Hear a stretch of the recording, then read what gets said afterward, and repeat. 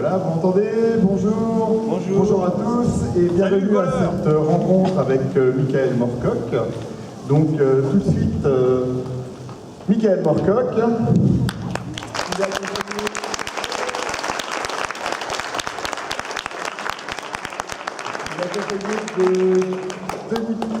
accompagné de Didier Poli, voilà, qui est le dessinateur de la BD. Et de Julien Bondel, qui en est le scénariste.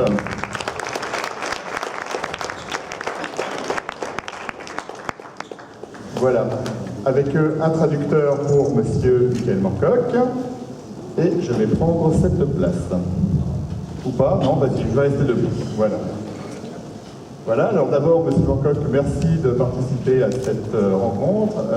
Thanks for coming to this meeting with the fan. My first question today is about this new comics. It's French comics. So, what happens? When did the idea of making a French comics come? Donc ma première question à Michael Moorcock, ils viennent donc toute cette équipe de réaliser une bande dessinée en français sur le personnage d'Elric. D'où l'idée de faire une création française sur ce personnage est-elle venue?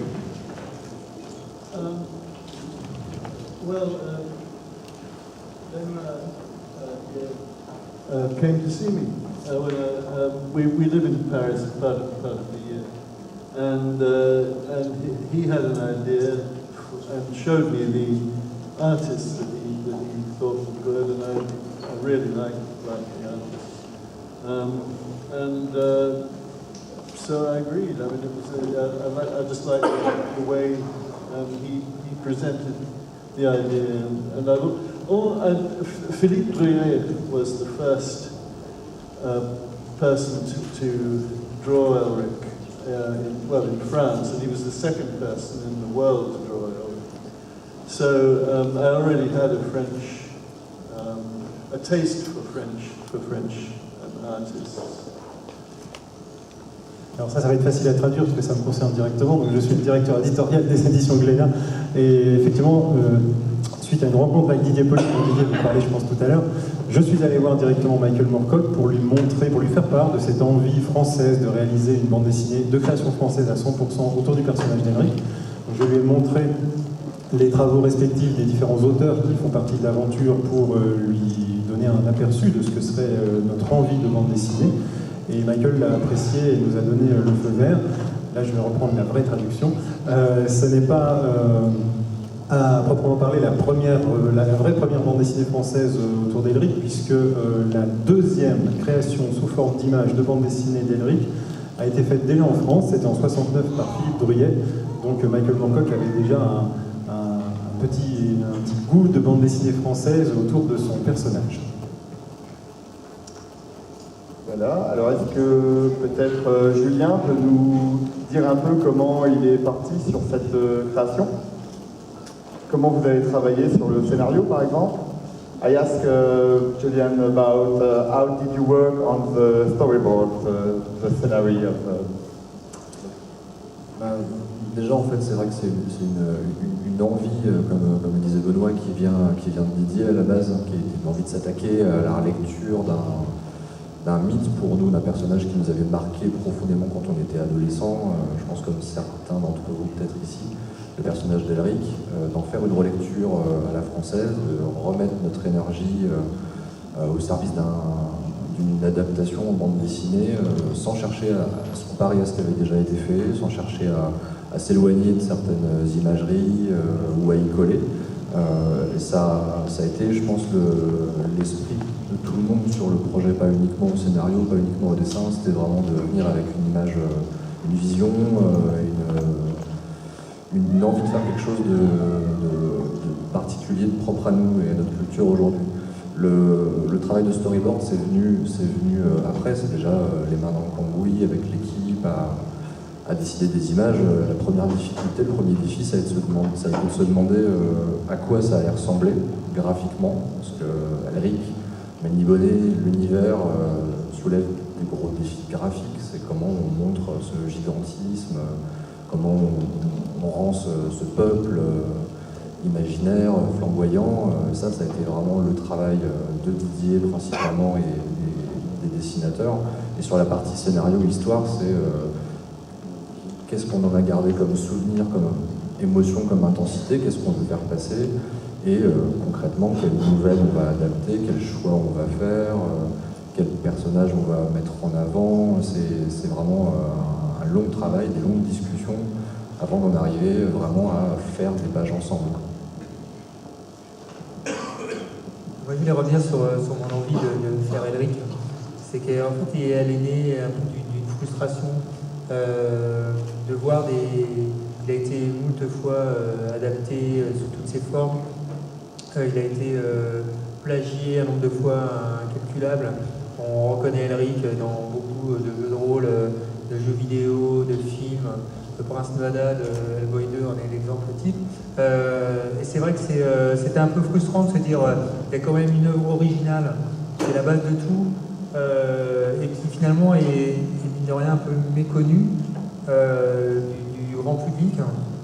Et le média bande dessinée étant un média populaire et assez accessible, c'était un peu rendre ces lettres de noblesse à cette œuvre qui a été un peu une œuvre fondatrice pour moi. Ça fait partie des romans qui m'ont donné envie de faire ce métier-là.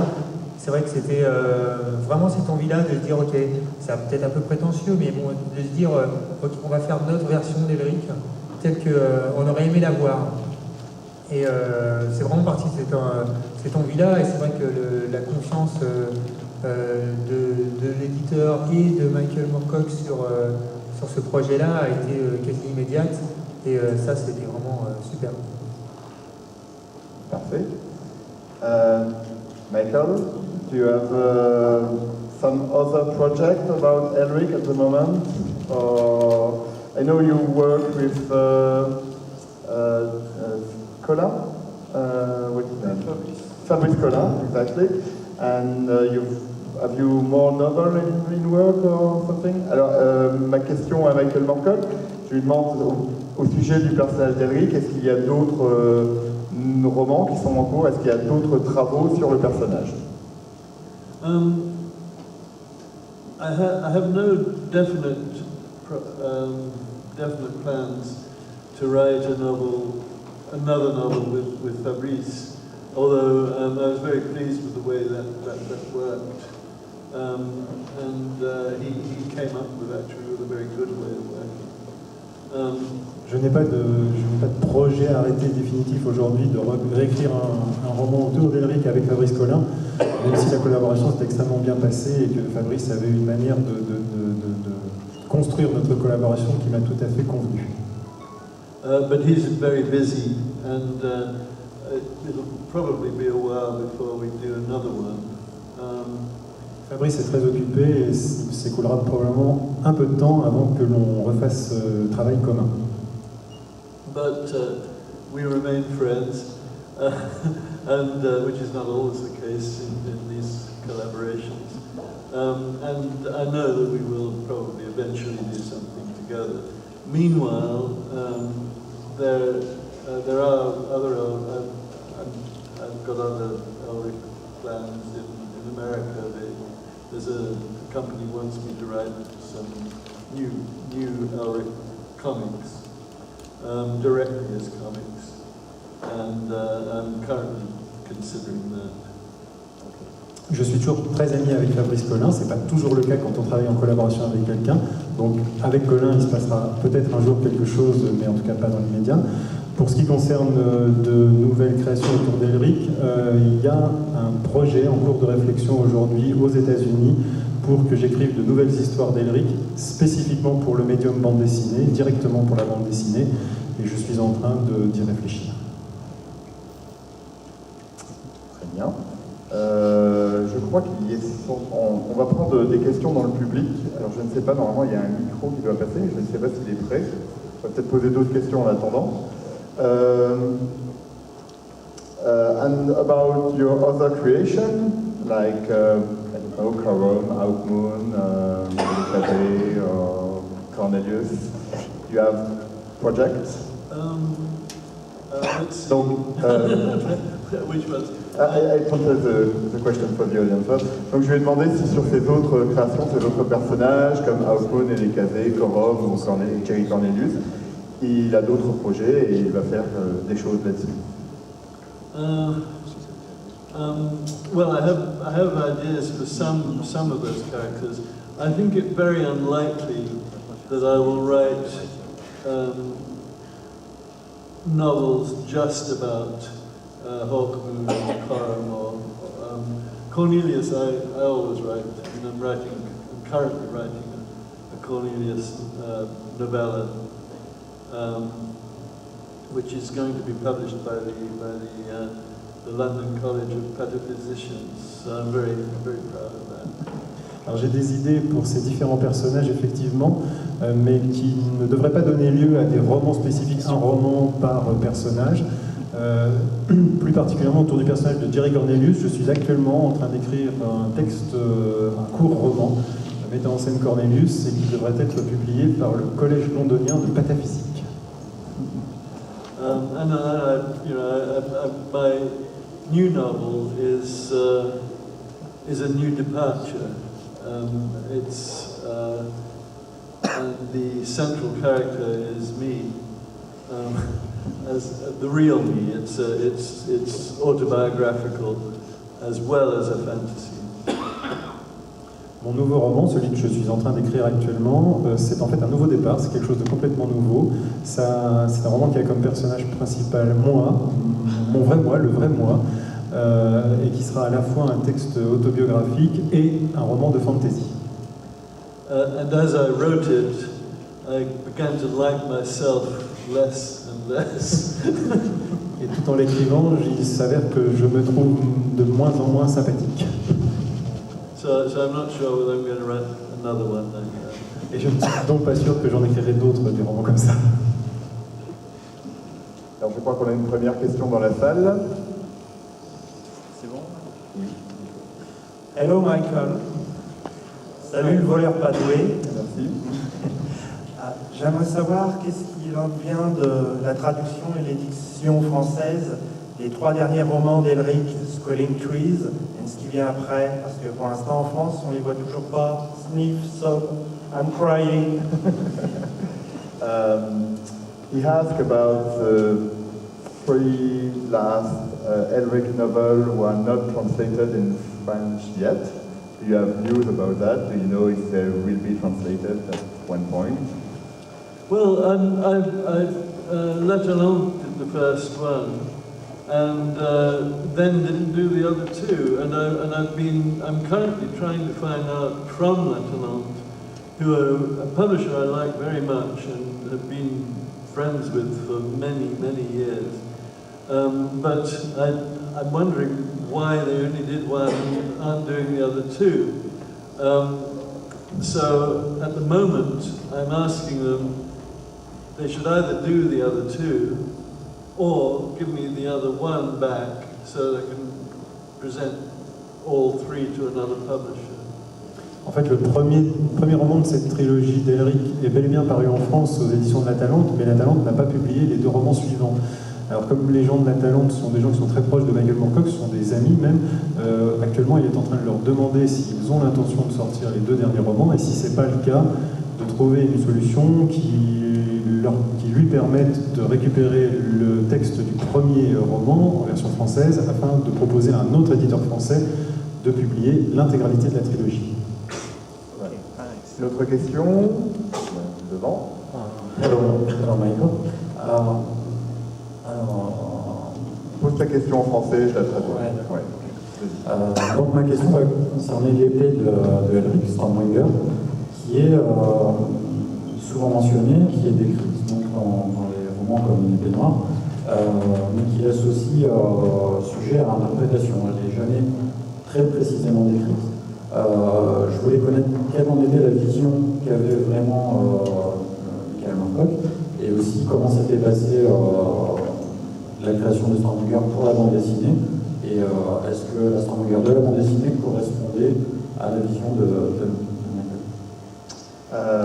So the question is, to say that Stormbringer is not really described in all the novel you have wrote about Elric and Stormbringer, and if it's a choice from you to let this description really vague, and if the vision of the blade in the new French comic is close to the vision you have of the blade. I actually do have Stormbringer, which normally I keep in a cupboard in my home because I'm terrified that it will get out and kill my cats. En fait, Stormbringer, je la possède bel et bien, mais je la laisse remiser dans un placard parce que j'ai la peur que l'épée en sorte et zigouille mes chats. And this was made by some guys who make swords for the Tower of London, reproduction swords for the Tower of London and various other institutions of that kind.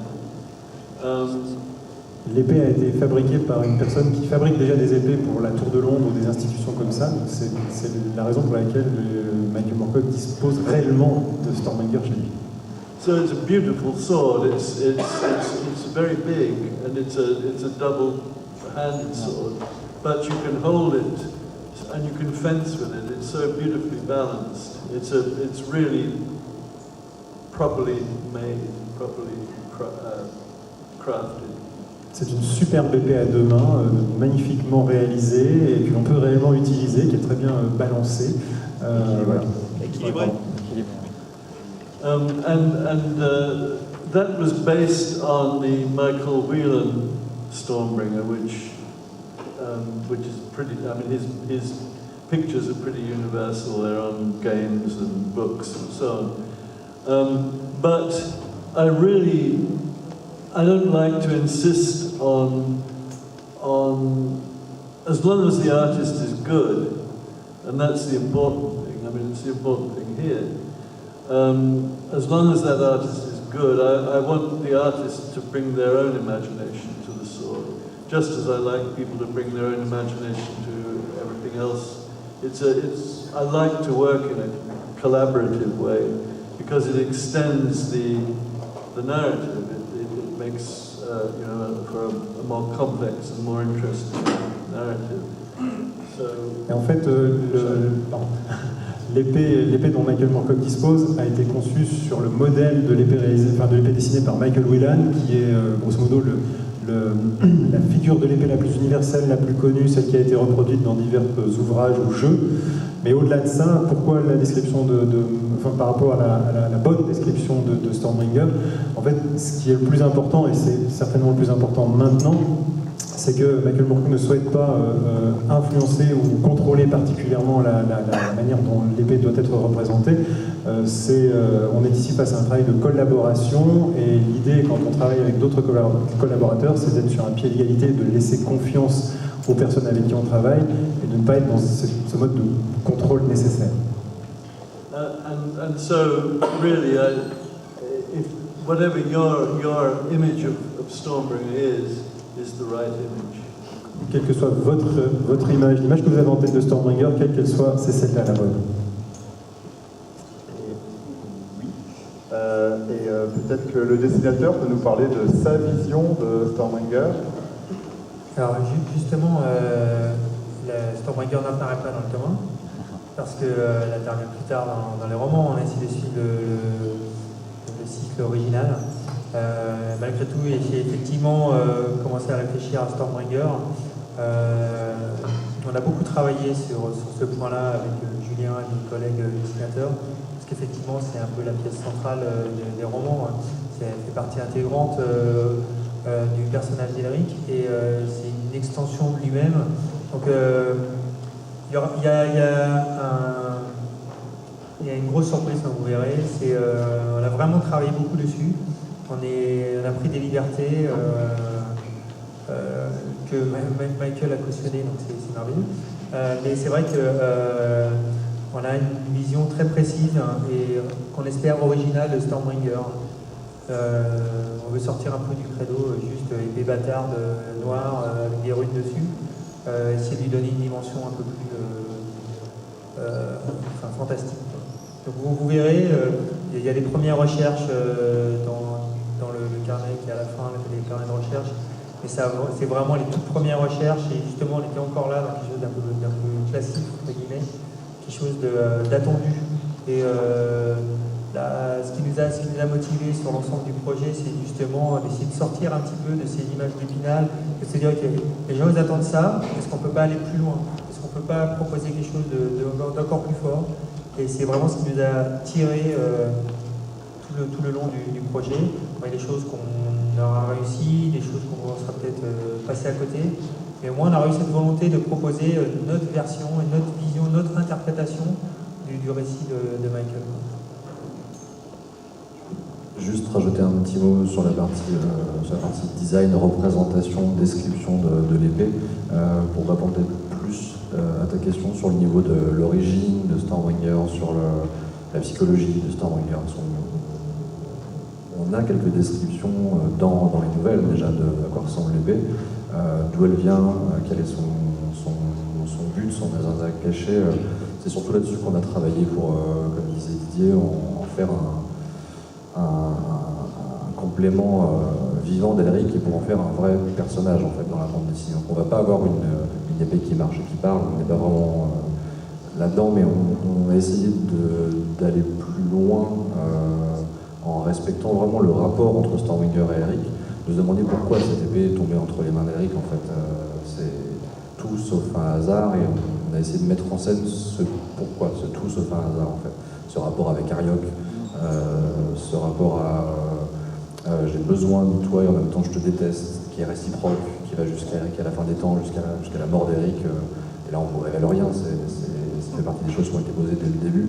Le Stormbringer doit être un personnage pour nous, et on a essayé de travailler dans ce sens-là. On essaie de pas trop en dire pour ne pas gâcher des plaisirs de lecture, de la bande dessinée ou de comparaison pour ceux qui connaissent vraiment les deux œuvres, de se dire ah ils l'ont vu comme ça dans les romans, je vais relire les romans, je vais voir est-ce qu'il y avait déjà des pistes de ça.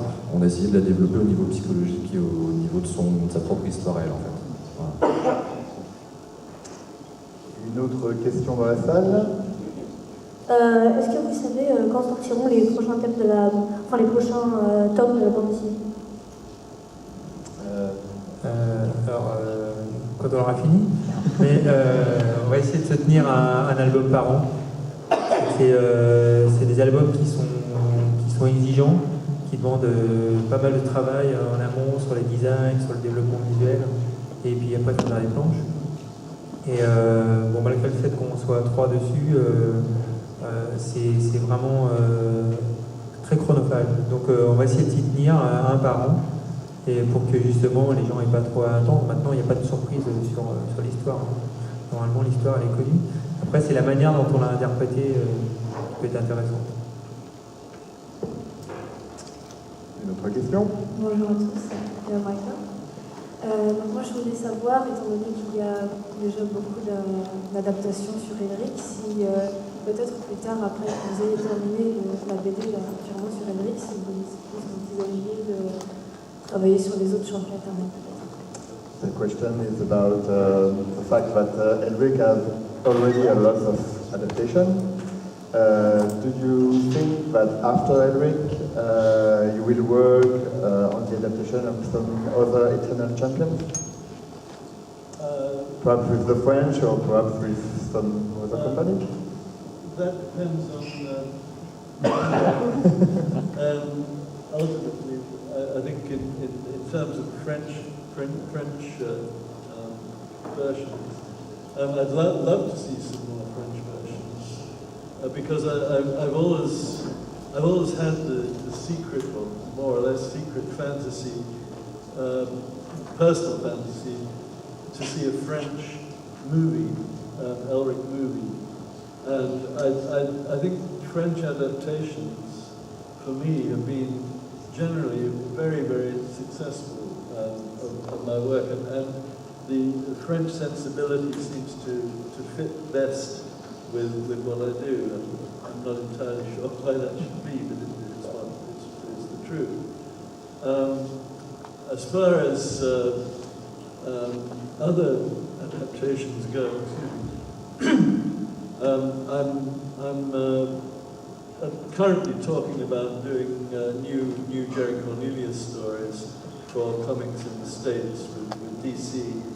And DC are also talking about maybe doing an entirely new series, which we haven't yet got very far with because they telephoned me in Texas the day that I was actually coming to Paris. So there wasn't much time to find out what they really wanted. But yes, I mean there are always going to be ongoing versions. I think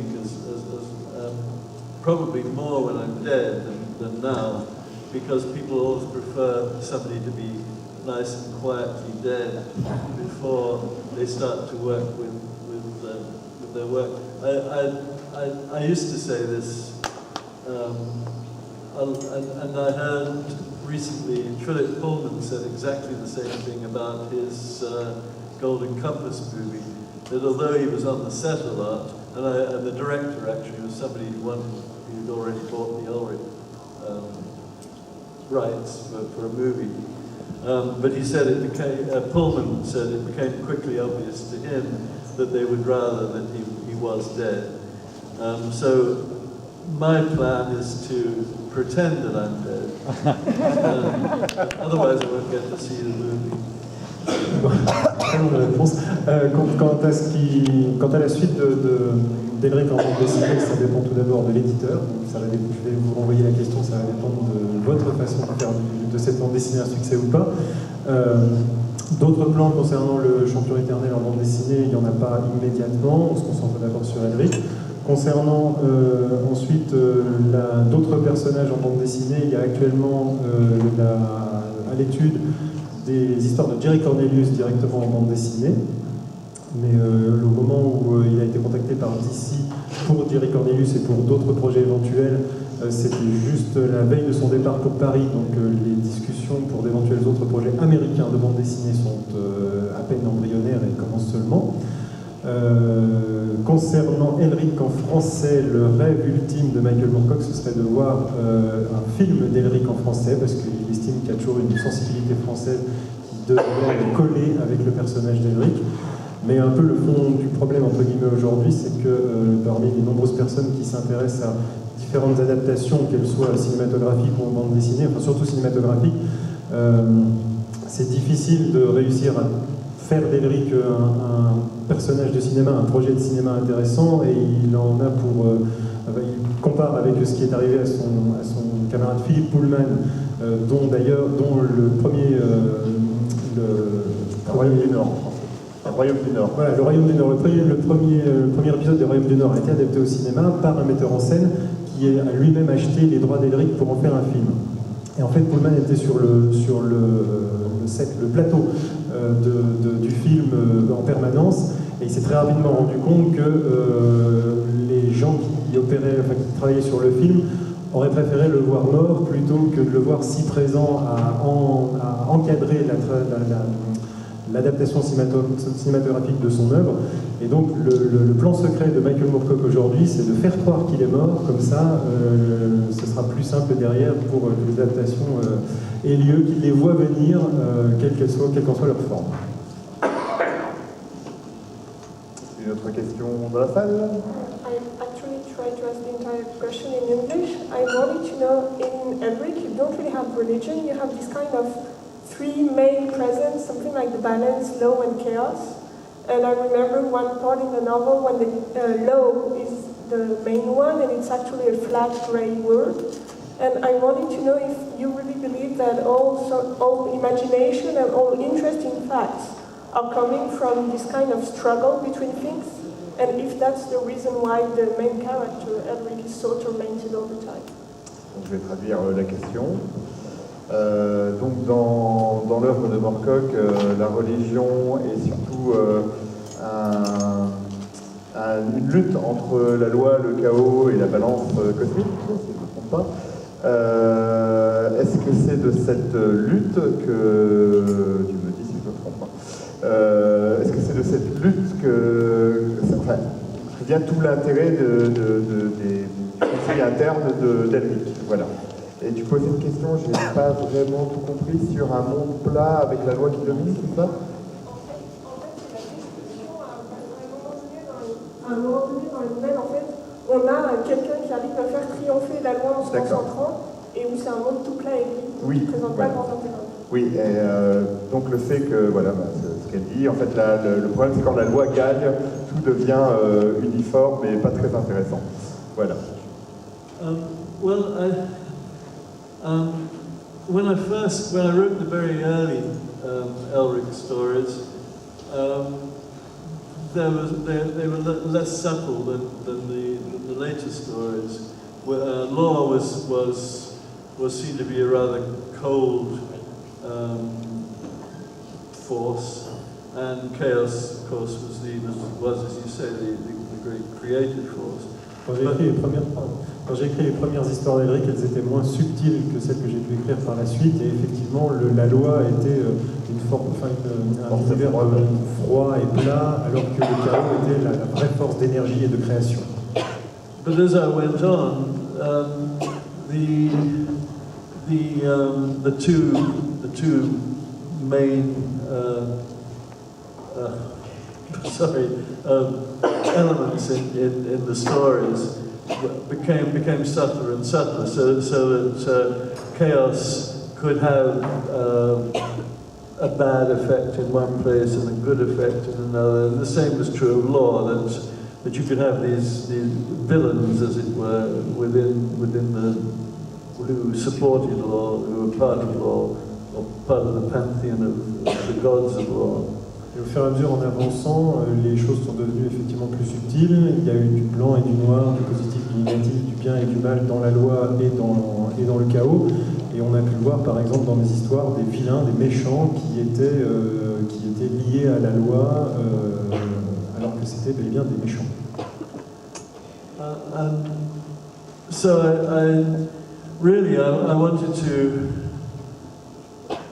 I wanted to get rid of the whole idea of good and evil, which is a very unsubtle notion, and as we know, there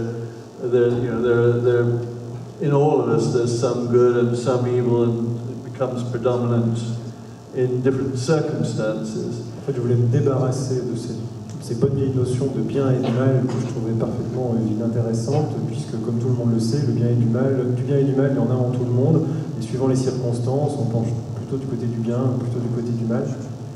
So all of my books really, whether they're literary books about character and society or whether they're fantasy books, they all tend to show this fact, if you like, that every system has good in it and bad in it. I think that any study of conventional religion shows this. En fait, dans tous mes livres, quels qu'ils soient, que ce soit mes ouvrages de fantasy ou mes ouvrages de littérature générale, j'ai utilisé le concept de loi et de chaos pour montrer qu'il y a du bien et du mal à ma façon, dans toutes circonstances. Et ce que montre, ne serait-ce qu'un premier regard tout simple sur la façon dont les religions opèrent dans le monde aujourd'hui. But essentially, it's the circumstances in which a person finds themselves that determines how they will act. So sometimes they will act well in the right circumstances, or, as we say, badly in the wrong circumstances. And again, it's something that we've seen, I think, in recent history, particularly 20th century history, where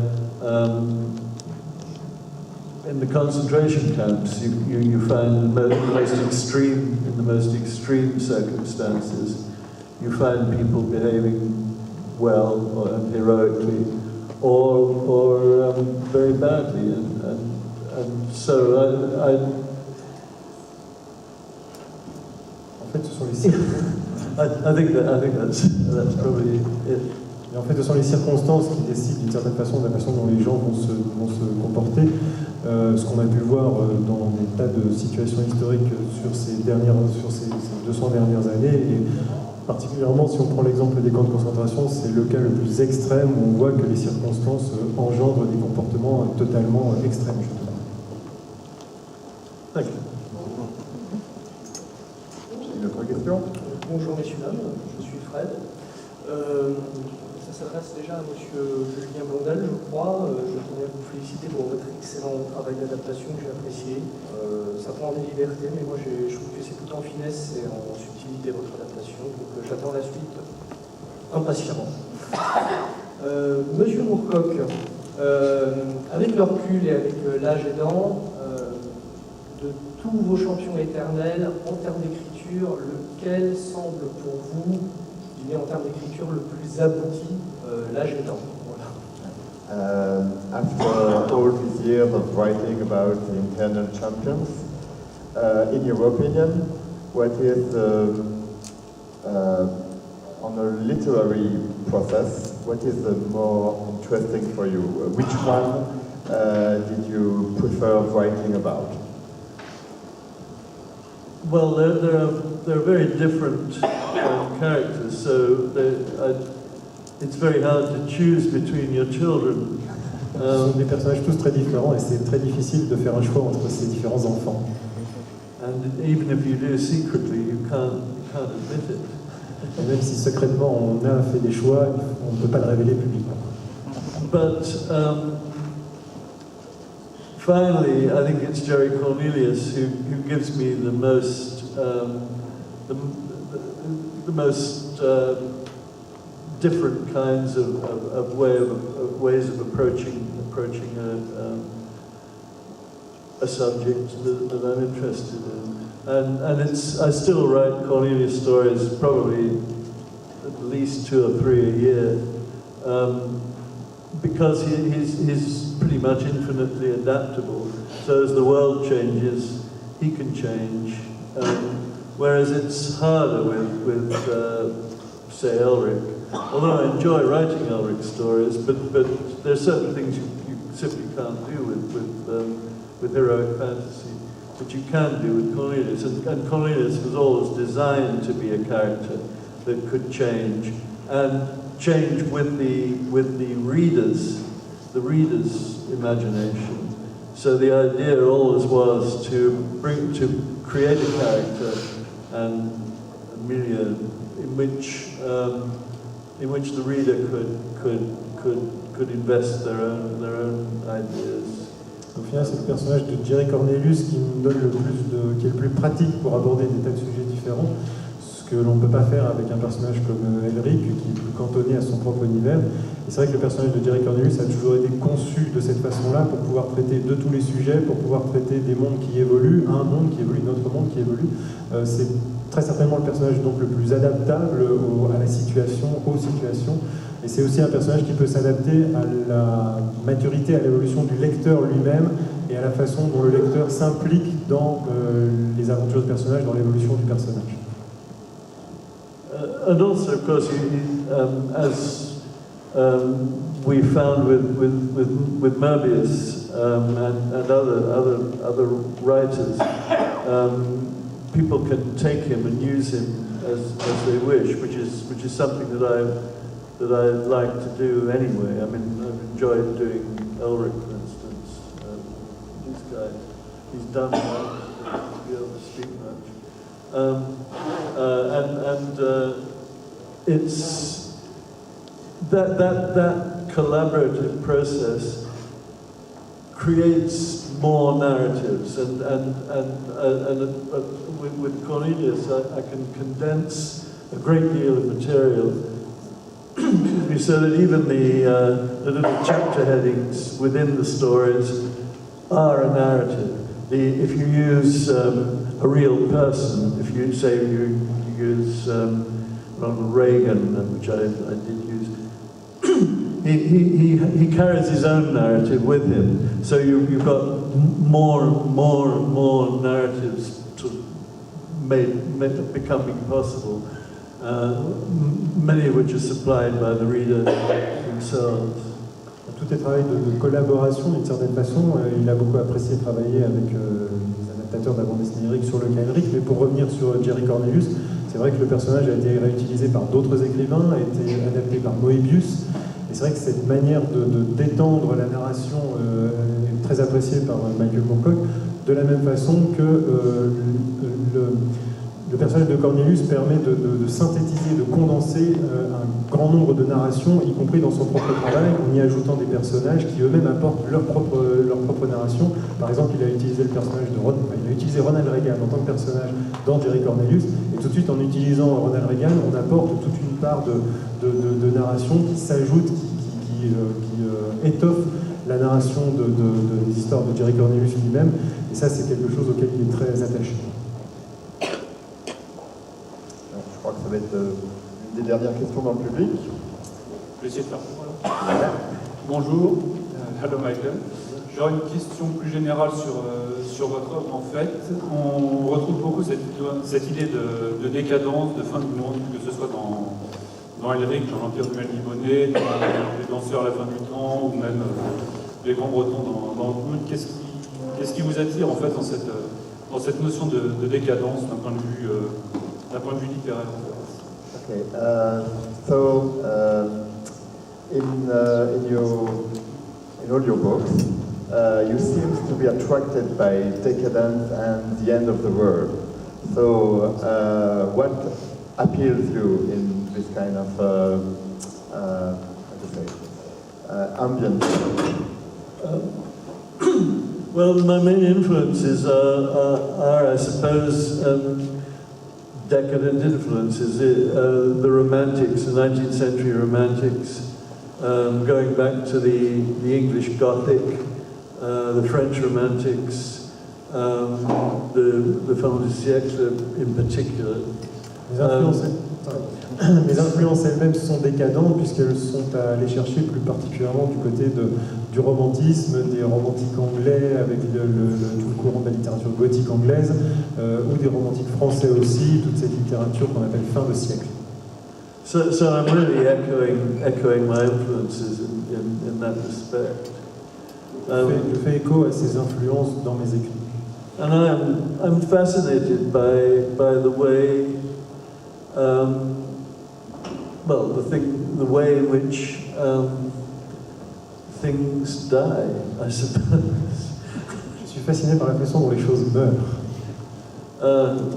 Although I'm very fond of that. Bien que j'aime beaucoup la vie. Je vais poser une dernière question pour me faire plaisir. Il y a quelqu'un encore là? Elle a déjà posé une question, je crois qu'on va laisser parler cette personne. Thanks again, Michael. My question is in regards to the fantasy worlds that you created. Are there places, specific places that inspired you for the towns, for the castles, and are there places that you'd like to visit to get inspiration from? And la même question également aux auteurs de la bande dessinée, est-ce qu'il y a des endroits spécifiques qui les ont inspirés, notamment dans le dessin?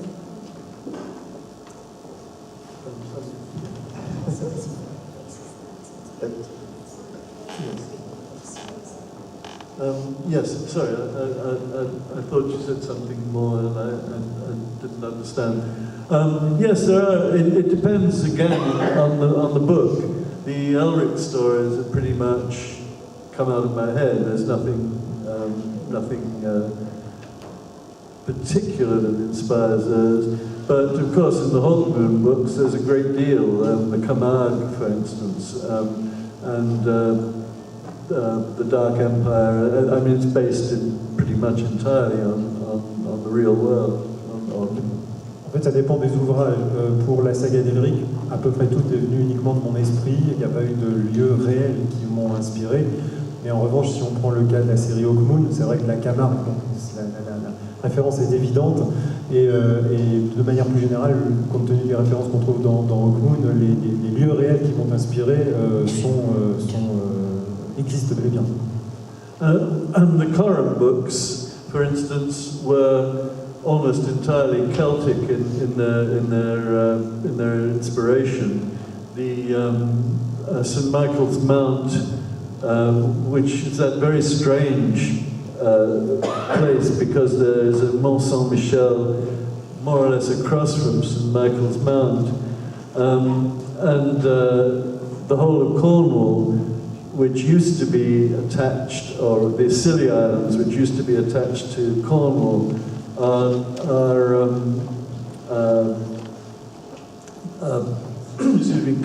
many people think are Lyonesse in the Arthurian stories. And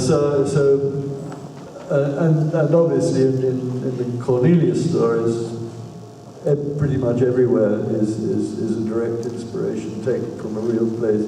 In fact, it wouldn't be those stories if I didn't. With my non-fantasy, like the Piat novels, only one of which has ever been published in France, I do a huge amount of research. I mean, deep research, which means that by the time I've finished, I can tell you the number of the tram that goes from, I don't know, one street in Kiev to another place in Kiev. I mean, it becomes very, very deep, and to the point where people who come from those places believe that I also come from those places, which is very gratifying, of course. Sorry, yes.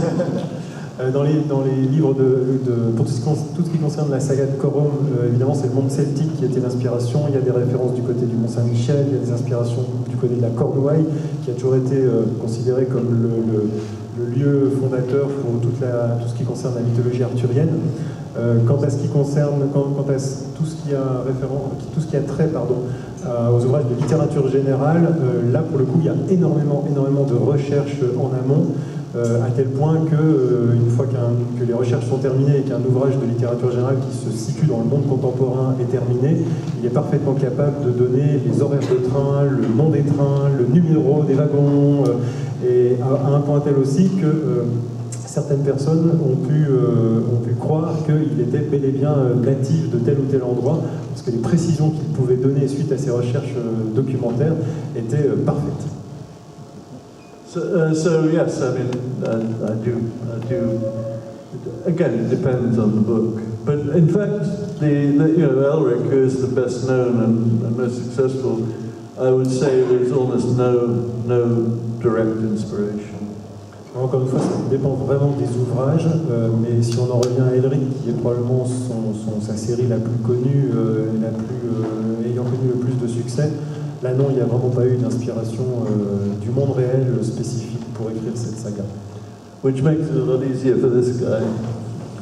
Tout ce qui rend le travail beaucoup plus difficile pour les adaptateurs de la bande dessinée.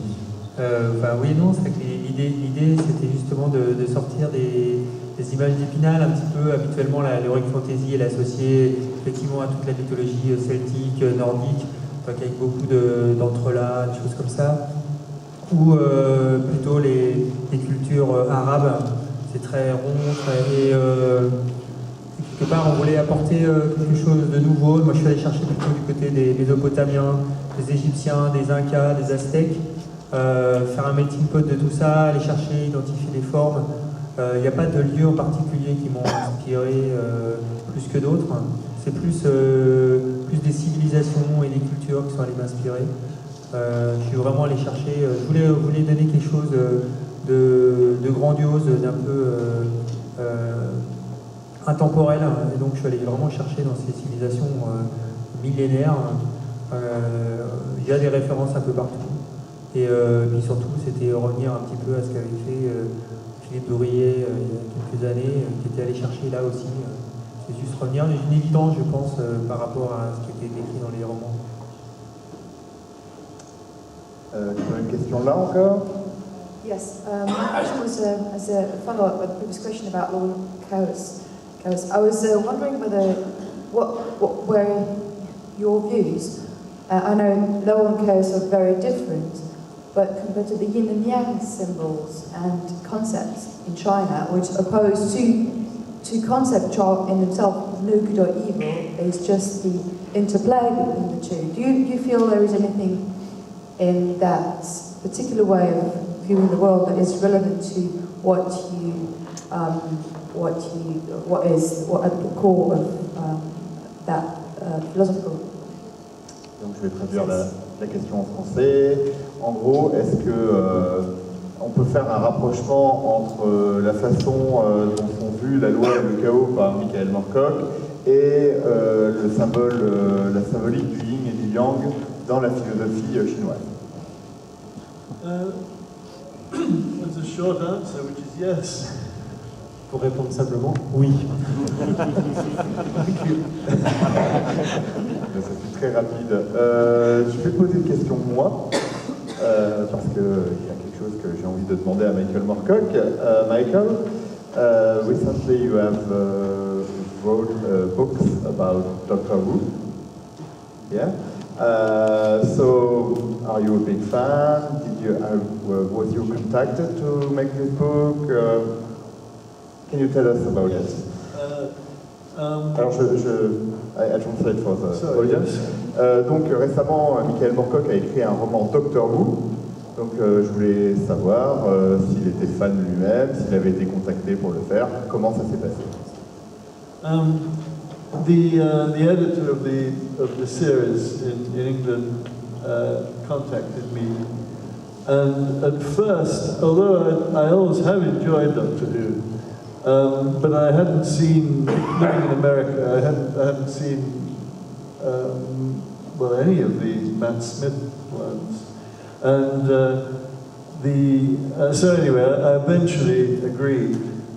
I must admit they kept raising the money, and I'd used Doctor Who in small watercolor parts in the Jerry Cornelius books, but so I had a great affection for him, and it seemed a nice idea. At the time I didn't have much else to do. En fait, j'ai été contacté par l'éditeur de la série en Angleterre et en fait, comme je vis au Texas, j'avais pas vraiment vu tous les derniers développements de la série Doctor Who. Mais c'est un personnage dont j'ai toujours été grand amateur. D'ailleurs, j'ai même utilisé le Doctor Who dans quelques épisodes de Jerry Cornelius. Donc finalement, quand on m'a contacté, comme j'avais pas beaucoup d'autres choses à faire, j'ai donné mon accord.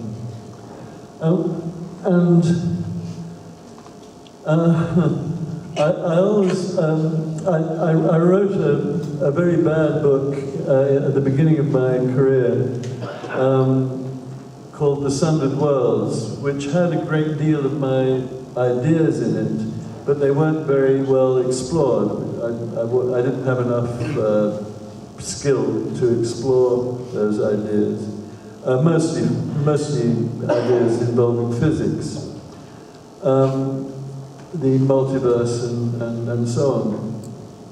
And so I really wanted to bring those ideas up to date and make them more sophisticated. And I don't very often write straight science fiction. I mean, I haven't written it for a long time. And so I thought that was a good opportunity, that would be a good opportunity to rewrite, essentially, my first science fiction novel. En fait, tout au début de ma carrière, j'ai écrit un très mauvais roman dont je n'ai pas essayé tout à fait. Was the novel translated in French? The first novel you wrote? Oh, The Sundered World, I can't remember the title. Là, excusez-moi, je ne peux pas vous préciser. Ouais, en théorie, il est resté inédit, pardon, cet ouvrage n'a jamais été traduit en France. Donc, un de ses tout premiers romans était un roman de science-fiction, donc très mauvais, dans lequel il n'avait pas la maturité nécessaire pour exprimer toutes les idées qu'il voulait y mettre. Et c'était un ouvrage où il y avait beaucoup de ce qu'il croyait à l'époque, entre autres des notions de physique et de choses comme ça. Il y avait déjà le multivers qui était en gestation, mais il l'avait très mal représenté, traduit par les mots. Et donc, ça a été l'occasion pour lui, avec ce nouveau roman Doctor Who, de mettre à jour les idées qu'il voulait évoquer dans ce roman-là, et de les retraiter avec la maturité aidant, de manière un petit peu plus cohérente et appropriée par rapport à ses envies. So the other thing was I'd always been curious that two writers who lived to a considerable age were P.G. Wodehouse, the humorous writer, who was one of my great favourites and a really quite a strong influence, and Arthur C. Clarke. And as they got older, they began to look very much the same. And so I thought I'd combine take an idea that Arthur might have enjoyed and write it in the manner of P.G. Wodehouse. So it was an enjoyable story from that point of view. En fait, ça a été une histoire très agréable à écrire parce que ça lui a permis de rendre hommage à deux écrivains qu'il aime beaucoup, qui sont P.G. Wodehouse, qu'il a toujours considéré comme une très importante influence pour son travail, écrivain anglais de textes humoristiques, entre autres, et Arthur C. Clarke, l'auteur de 2001, qui d'ailleurs, pour l'anecdote, l'un et l'autre, en vieillissant, ont fini par se ressembler tous les deux très étrangement.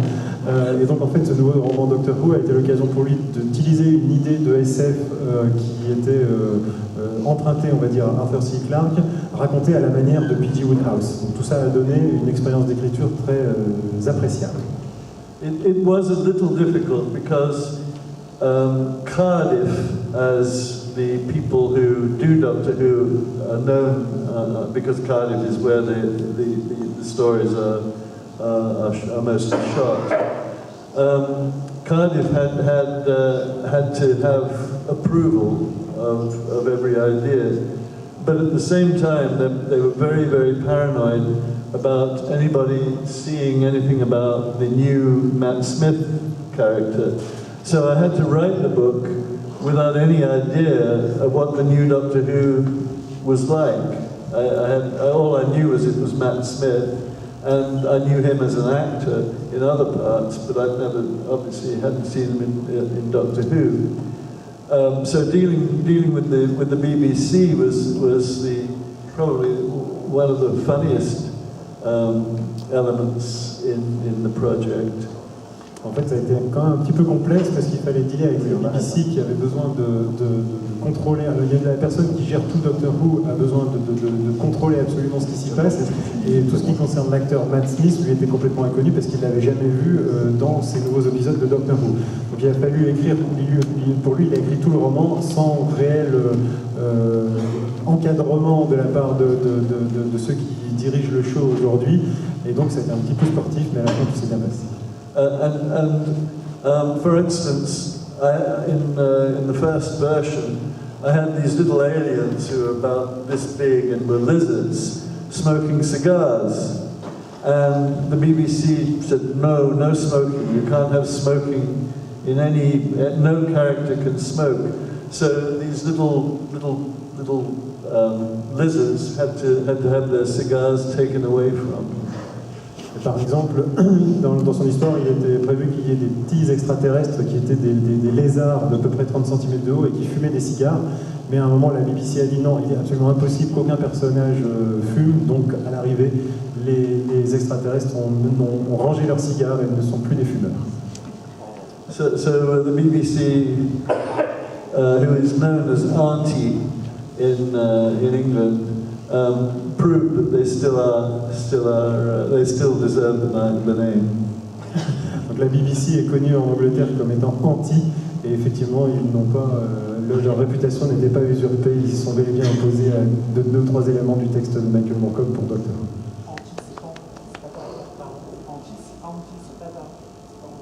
Ah pardon. So, thanks for everything, Michael. Merci à tous les intervenants, merci à Didier, à Julien, d'avoir parlé un peu de ce premier tome d'Elric en français.